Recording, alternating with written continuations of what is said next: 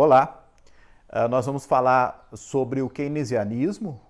uma doutrina política, econômica e social que tem as suas bases no capitalismo, mas que nasce como uma crítica à doutrina liberal, ao liberalismo, e ela nasce com o economista inglês John Maynard Keynes, portanto, por isso o nome de keynesianismo.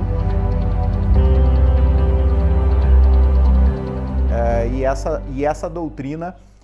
ela passa a ser comentada agora neste momento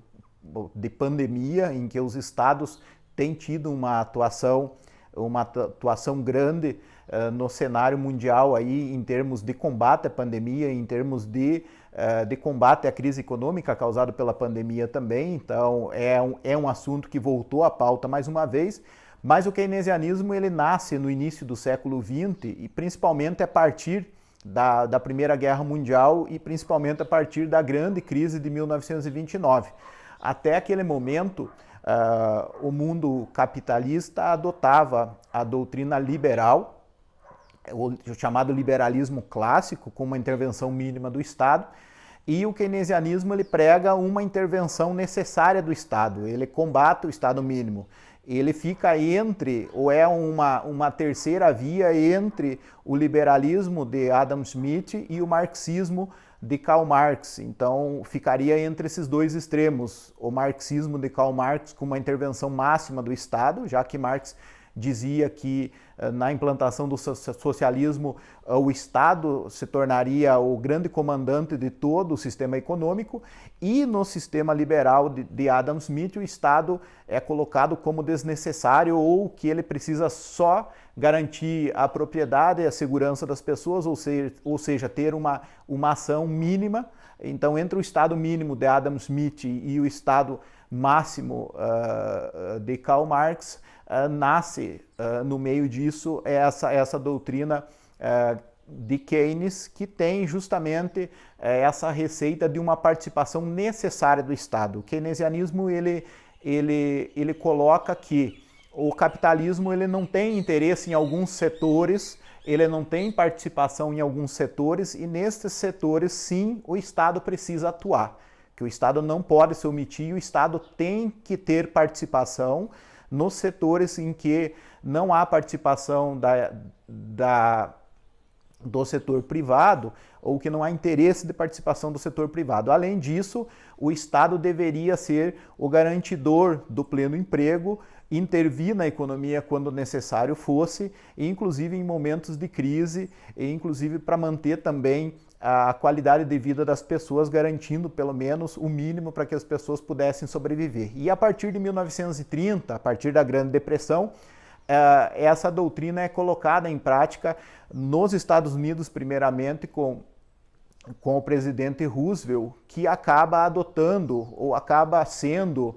ou fazendo com que o Estado americano participe dessa recuperação econômica pós-crise, e adota esse welfare state, que é o estado de bem-estar social, onde o Estado americano passa a ser o garantidor de uma qualidade de vida da população e passa a ter responsabilidades maior com a sociedade. Então, neste período, o keynesianismo passa a ser utilizado, e o Estado, ao contrário do que foi no liberalismo, o Estado passa a ter uma participação maior na economia. O sucesso foi tão grande dessa implementação deste sistema nos Estados Unidos que o Franklin Roosevelt, o presidente, foi o único reeleito 3 vezes, e ele faleceu na 4ª reeleição dele, no 4º mandato, ou chegou a iniciar praticamente o 4º mandato na presidência dos Estados Unidos. Mas esse sistema ele caminha e é implementado em vários países do mundo, ou passa a ser quase que dominante neste período, até a década de 1970, quando, em 1970, com as crises do petróleo, inicia um período de recessão, com uma inflação subindo, com desemprego aumentando, e os estados, neste momento, passam a ter algumas dívidas. Se acontece alguma recessão, o Estado arrecada menos, automaticamente ele é um Estado que gasta bastante, já que ele precisa garantir uma qualidade de vida das pessoas, o Estado passa a estar endividado. E aí começam as críticas a esse sistema keynesianista e entra em cena o neoliberalismo, colocando mais uma vez como um problema essa participação do Estado na economia, com algumas críticas ao sistema keynesianista e colocando mais uma vez os princípios dessa doutrina neoliberal, dizendo que teria que se caminhar para um Estado mínimo mais uma vez. E aí sim, as diretrizes desse neoliberalismo eles tomam conta a partir das nações dominantes do cenário mundial e o keynesianismo é superado a partir de então. Mas nem todos, ou a grande maioria dos estados, não caminharam para ser um Estado mínimo como a doutrina neoliberal prega. Grande parte dos estados mantiveram um poder em suas mãos. As principais nações do mundo, as nações mais desenvolvidas, têm estados fortes e a partir da crise de 2008 e agora da crise da pandemia do Covid, volta à tona essa discussão dessa necessidade de um Estado mais participativo na economia e que se mostra, de certa maneira, importante, principalmente nesse momento de combate à Covid, no tratamento de saúde específico, no fornecimento de vacinas, mas também na indução ou no investimento